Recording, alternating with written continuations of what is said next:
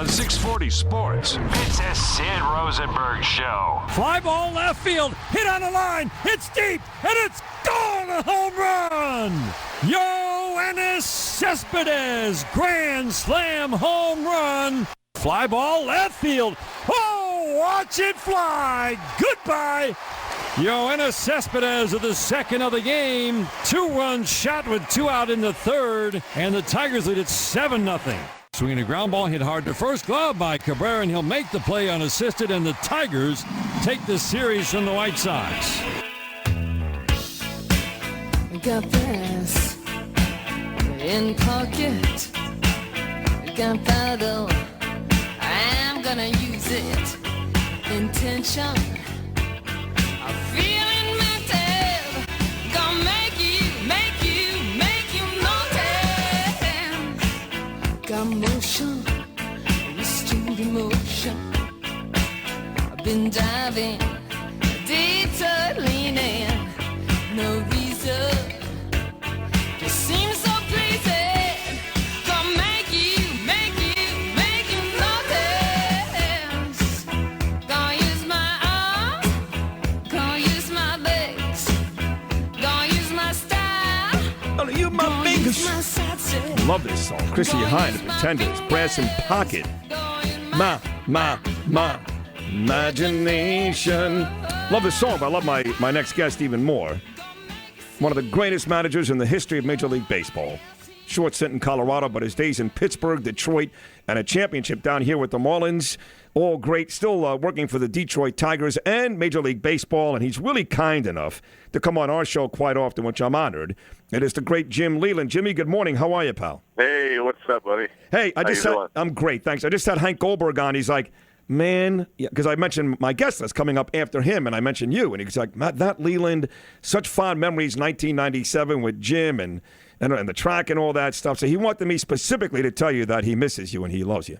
Well, I miss him too. In fact, I wasn't quite sure if he did that horse stuff anymore, but yeah, he was a great guy. He treated me great.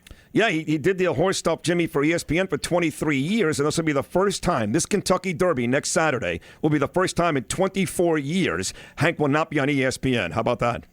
Oh, you're kidding me. I was wondering about that because I figured I got a buddy in the horse business in Kentucky that breeds him. He doesn't really race them, but, I talked about Hank, and he knew who Hank was, of course, so we'll miss him. Yeah. All these things come to an end. You know that. You've had great managerial stays in a bunch of places. They eventually come to an end. Although, we've got the Yankees here, Jim, on this station. We're the South Florida home of New York Yankee baseball. They're on the Fan up in New York, and they're on our station here.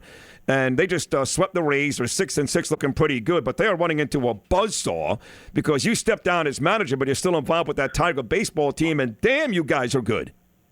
Yeah, they're coming to Motown. It's going to be interesting. I know I got CC tonight, so against Simon, I believe. But, the Tigers are hot. I saw them in Cleveland, and then, of course, they came to my hometown here in Pittsburgh and played and won 2 out of 3. They're off to a great start. They're a different team. They got some speed. They got good hitters, but they're power hitters, but they're good hitters. And, it's really a good team. The kid Green we got from the Yankees won his 3rd straight yesterday, gave up 1 run in 7 innings, pitched another brilliant game. So, we're off and rolling pretty good. Yeah, you fleeced the Yankees there. I'm telling you right now. I mean, the Yankees got that shortstop to replace Jeter from Arizona. And I always tell a lot of people this, Jim. I went to one Yankee game last year. My wife and kids are diehard Yankee fans. We went to one. It was a matinee game. It was the Yankees playing the Tigers. Rick Porcello pitched for you guys. Shane Green pitched for the Yanks. And Green beat you guys 1-0. And I thought the kid was great. And listen, people are saying, well, Verlander is out. They're not the same. Watch Shane Green. I'm telling you, the kid's good for 16 or 17 wins. He's that good. Well, I'm hoping so. I don't know. We slotted him in that 5th hole, and we were hoping for 10 or 11 wins out of our 5th starter. That's pretty good. But right now, he's off to such a good start. Maybe we can raise the expectations a little bit. But it's early, too. You don't want to get carried away. But he's really, really a good-looking young pitcher. He attacks the hitters, and in defense of the Yankees, they got the shortstop, and with Derek retiring, and I know they got a kid Mitchell that's coming up that's got great stuff that they thought would. I think that's the reason they felt like they could move Green. So we were kind of at the right place at the right time. The middle of that lineup, Jim, with the Martinez guys, Victor and J.D., Miguel Cabrera, And again, I thought a great move getting Cespedes. 2 more home runs yesterday. Wherever this kid's been, Oakland, Boston, he's been a monster. The middle of your Tiger lineup, it's got to be the best in baseball right there, no? Well, I think so. And I think a lot of people forget Ian Kinsler. He's really a good player. Yep. I mean, this guy sets the table for those guys a lot. He's a good base runner. He's a good hitter. He's got a lot of RBIs already himself. So Rajat Davis has been an important player for us. Goes as a great defender and hit pretty good real early on. So, the Castellanos kid's a rookie. Yes. I mean, he was a rookie last year and hit 260-something. It was 11 home runs and about 60 RBIs. So, we're pretty deep in the lineup, to be honest with you. The only place where people, at least before the season started, everybody was like, they're off the Tigers. We're done with them. Cleveland, Francona, that was fun. The White Sox, that's fun. Tigers are no fun. They're too old. They're finished. And they kept talking about the bullpen. Now, here's my position. If you're going to score that many runs with that lineup and you're up 9-2, who cares about the bullpen? but that seems to be the one place where people think the Tigers may fall apart late. Your thoughts there? Well, I'm not so sure about that. Soria hasn't blown anything yet. I think he's got about 5 saves or 4 saves and a win, so he's been fantastic. He's replaced Joe Nathan while Joe was down. I don't know what Brad will do when they get back, but Soria has been fantastic so far. And, our starting pitchers usually give us pretty good innings. So I think we can mix and match and get to Soria, or if Nathan comes back and can get like he was before, I think we're in a lot better shape than people think. How about this Yankee team, Jim? They come in at 6-6. How about this for a dynamic? Here comes A-Rod, right? He's off to a great start this year. Nobody thought he'd be playing this well. 4 home runs already, including a multi-home run game. Now he's 2 home runs behind Willie Mays. When he, in fact, reaches Willie Mays' 660, the Yankees are supposed to pay him $6 million. They said, no, we're not paying him. Forget it. He cheated. He this, he that. So could you imagine, Jim, having a guy on your roster that you're paying $20 million to this year that you're rooting against? Well, I'm happy that A-Rod's off to a good start. I told you that when we talked earlier this winter. I thought he should have the right to go play and just do his job, and he's doing a good job so far, and he's hitting the ball with power. I think he's hit the longest home run of the year so far, 471 feet, if I'm correct. Yes. And so, he's off to a good start. And the Yankees with Girardi, they're going to grind. They're professionals. Joe Girardi does a great job with that pitching staff, and I think they're going to surprise some people. Everybody talks about them getting a little older. This team, I think, if they're pitching, if they're starting pitching and Pineda's good and all of a sudden CC comes back and, maybe not the CC of old, but still a really good pitcher, then, I think the Yankees are going to do a lot better than people think. Well, listen, they got the division for it. The Orioles are 7-5. Their pitching is very shaky. The Red Sox can score runs all they want, but even your guy Porcello, they just gave a ton of money to, he couldn't get anybody out yesterday. They're kind of shaky, too, with their rotation. So, listen, if they're going to succeed anywhere, maybe outside the AL West, they're in the right division, yes? Yeah, I don't think there's any question about that. I think they're in a good position, and I think, I've seen Joe Girardi operate. He's really good. He never panics, and he stays the course, and he handles that New York scene pretty good as far as, the reporters and everything. So I think the Yankees are going to be right in the thick of it in the East. How about the start, Jim, that Cruz is having? He was a really good player in Texas. He got suspended for the steroids, but really good player. He had a monster year for the Baltimore Orioles last year. Goes to Seattle and hits 2 more home runs yesterday. How about the start for Nelly Cruz out in Seattle? Terrific. My good friend Lloyd McClendon, one of my best friends, is out there managing that team. And, I was a little suspicious, that maybe, he played in Baltimore, which is a home run-friendly park, and I thought, at Safeco Field, he's not probably going to hit quite as many as he did, in Baltimore. But, man, he made that place look small yesterday. I watched that game, and they came back and had a great comeback win. And then, maybe the biggest hit of the game was the base hit that he got in the last inning to win the game. So he had a big day. 3 home runs and a base hit to win the game, a walk-off single.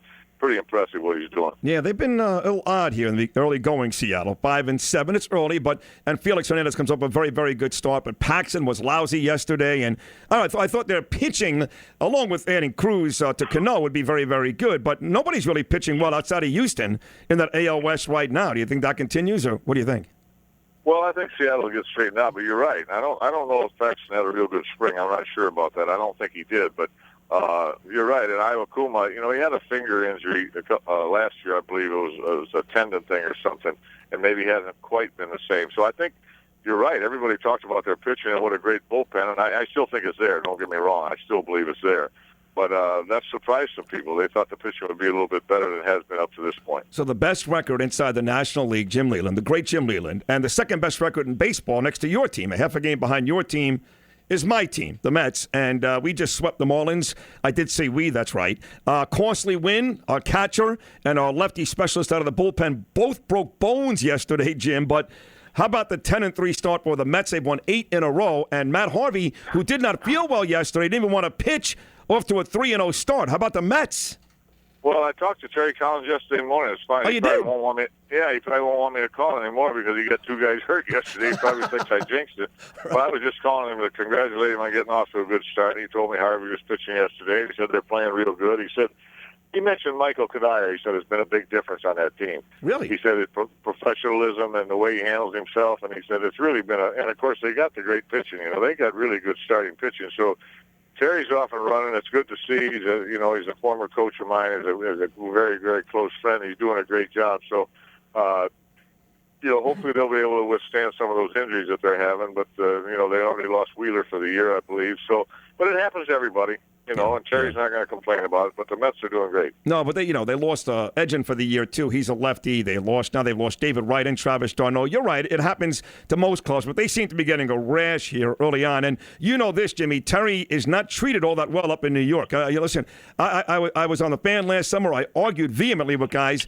They complained about his double switches, the way he uses his pitchers, this and that. I go, listen, this team plays hard for this guy. I've never seen a Met team that should have won 90 games win 77 because of Terry Collins. In fact, I think it goes the other way. They don't want to hear it, so it must make you happy that he's succeeding because he takes a lot of garbage up there in New York. Well, I think when you're a manager, particularly when you're on a big stage like you are in New York, you're going to have some of that. I mean, we take that no matter where we are. But, you have to consider the sources. Are they just frustrated fans? Are they fans that heard somebody talk about a double switch? They might not even know what a double switch is. So, you just have to, take everything with a grain of salt. Yeah. And Terry just does his job. He comes to work and he does his job. And, whatever happens, happens. I mean, he's going to work. I know how hard he works and what a good manager is. So, he's not going to let the influence of some of those people get to him. But look, I mean, you're a former manager, and you were great. So there's probably a little part of you, Jimmy Leland, that is probably going to sympathize with the manager. For example, it wasn't that long ago that I was hearing one of the best young managers in baseball was Mike Redmond. And if the Marlins lose the next 2 to the Phillies, he's going to get fired. 15 games in, he's going to get fired. So maybe you want to come back to Miami. I don't know. But on a serious note, what are your thoughts on what's going on down here with Mike? I know you love him too. Yeah, well, he played for me. Mike played for me, and he was the talk of the town as far as managers goes. And that's the way it always is. You're either the victim or the beneficiary of your player's performance. It's that simple. They've had some injuries too, and I think now they might have lost Alvarez, a pitcher, and they've had some other injuries, but. They'll get it straightened out. They're a good team. We saw them in spring training. They look like a really good team. And sometimes, when you lose like this at the beginning of the season, people make a bigger deal about it than it really is. If something like this happens in June after you've done well, then they don't say too much. But the problem is that this owner here is this lawyer. You know this, Jim. He fired Rodriguez in May. He fired Gonzalez in June. And I'm telling you, and the Miami Herald today, top story from Clark Spencer, that they've already reached out, or they're reaching out to Wally Backman down with the Mets AAA, that they are very serious. If the Marlins don't do well this next series against the Phillies, they're going to fire this guy. Well, I mean, personally, I think that would be a mistake. But the ownership can do whatever they want. That's their business. They own the team, and they can do whatever they want. But like I said last year, they were raving that they had one of the best young managers in all of baseball. Right. So I mean, he didn't get dumb over the wintertime. So I hope things work out. And Mike will keep grinding, and he is a very good manager. I know Chuck Hernandez, my friend down there, is a pitching coach and a terrific pitching coach, and everybody was talking the great job that he's done down there, and now people get a little sour on everything. When that's what goes along with losing. You just have to ride the wave. Well, you know this, Jim. I'm going to assume you always get along, honestly, with Bobby and Barry and Andy, those guys in Pittsburgh, and the big stars here in Miami, and the guys you always got along with your star players, yes? Well, I had a good relationship with them. I tried to just use common sense. I said, hey, look, I happen to be in charge on the field, and I appreciate it if you go about your business the way we need to go about it. I just use common sense with them. Yeah, I got along great with Okay, him. But because I'm sure one of the problems down here is that it looks like Redmond and Stanton are not getting along. Stanton actually ripped Redmond in the press here, which guys shouldn't do after Friday night's loss to the Mets. Now, just so you know, Jim, he also struck out 3 times on Saturday, left a tying runner on base yesterday. None of that is Mike's fault. That's Stanton's fault. But when your star player comes out and is critical of you in the press, and he's making $320 million, and you're 3-10. Sometimes that is a quick way to get a pink slip. Yes. Well, I don't know for sure about that. You hope that ownership overlooks that, and you hope that maybe it was just some frustration on Stanton's part. You hope that those things can get taken care of if there are some differences. You always try to take care of those behind closed doors. Although I never close my door, I always talk to my players during batting practice out in the outfield if I had something to hash over with them, because when you close your door, you send up a red flag to everybody. I never wanted to embarrass them or anything, so that's the way I went about it. But it's not good, obviously, if a star player is ripping on the manager. But I know Stanton pretty good, and I know he's a good kid. I just think maybe the frustration came out or something, and you just hope that kind of stuff doesn't come out in the paper. You hope that you work that out, behind the scenes a little bit. Pirates just had a really good couple of games here. They just swept the Brewers, in fact, this weekend after the 3-6 start. They're back to 6-6 right there with the Cubs and the Cards inside the Central. You had so many great years in Pittsburgh. You still live there, Jim, so I know that's kind of one of your teams as well. Pirates should be really good this year, yes? They got a very nice team, yeah. And they got one of the best pitchers in baseball, in my opinion. One of the best young pitchers, I guess I should say. Cole. Yeah. He's really good. He is really good. I saw him beat the Tigers opening day here, and then, of course, the Tigers came back and beat him 2 out of 3 at 1-0, I believe, and 2-0. But, no, they got a very good club, and Clint's a great motivator. They got one of the best players in baseball in McCutchen. I think the key for the Pirates is really Marte and Polanco. If they do good, I think that the Tigers are going to really be good. But I don't think they can live on just McCutchen alone. I think they're going to have some help from Polanco and Marte. I agree with you, especially with St. Louis. They can really pitch St. Louis. Even Carlos Martinez, like that 4th or 5th starter, is a really good pitcher. Hey, last one, your division is interesting because, like I said, everybody was picking against the Tigers. And, this guy had the White Sox. They made all the moves, Terry Francona and Cleveland. I've heard somebody outside of Minnesota, somebody pick a team in your division, every single team outside the Twins, and yet the team that went to the World Series last year, and all I heard was, wow, they lost Jimmy Shields to San Diego. They lost Butler. They're not going to be the same. Well, they came back and beat Oakland yesterday. They're off to a 9-3 start, just one game behind you guys. So it looks like we're not sleeping, Jim, on the Kansas City Royals. They're going to be real good again. They're really good. They're really a good team, and the White Sox are good. They improved, and Cleveland improved some. But I used to tell everybody, and I don't mean this disrespectful because they're both better teams. Obviously, the White Sox and Cleveland. There's no question about that. And both with very good managers. So I think they're going to do fine. But I think you have to be careful about when you're talking about making a splash in the winter. I like to make a splash in the summer. And that's when you make your splash in September. August and September, that's when you find out. Funny. And I think people slighted the Tigers, I think wrongfully so. The Tigers are really good. And anybody that overlooked them, I think it was foolish to start talking that all of a sudden it's going to be the White Sox or it's going to be Cleveland or it's going to be Kansas City. Yeah. And it could be. I'm not saying it won't be, but I'll tell you what, the Tigers are awful good. And whoever wins that division, if somebody beats the Tigers, I'll tell you what, they got one heck of a team. Agreed. And baseball's off to a really, really good start. Everybody's so busy, Jim. You got the NBA playoffs, the NHL playoffs. I love both of those leagues. And the NFL draft is next Thursday. And you got Pacquiao Mayweather in Vegas next Saturday and the Kentucky Derby next Saturday. So a lot going on. But I don't miss a baseball game. And I think 12, 13 games in already, Major League Baseball in this season is off to a terrific start. I'm sure the offices are very happy, yes? There's no question about that. Everybody's happy. And you're right. It's a great time of year for sports. I took Jay Caulfield to the baseball game the other night. He does some announcing for the Penguins in the studio. Yep. And it's just an exciting time. Well, good. I'm glad you hopped on, Jimmy. Enjoy all that's going on and stay well and keep coming back. We love having you on. It's a big honor. Excellent job, Jim. Thank you. Thank you very much. Take care. The great Jim Leland does. He does a lot throughout the baseball season. We're lucky to have him stopping by to say hello. We'll stick with some baseball, too. He talked about the Tigers side. Well, the Yanks heading into Detroit for a big 4-game series, fresh off their sweep this weekend over Tampa Bay to knock off a great start, 4 against the Tigers. Then how about this? 3 against the Mets in the Bronx this weekend.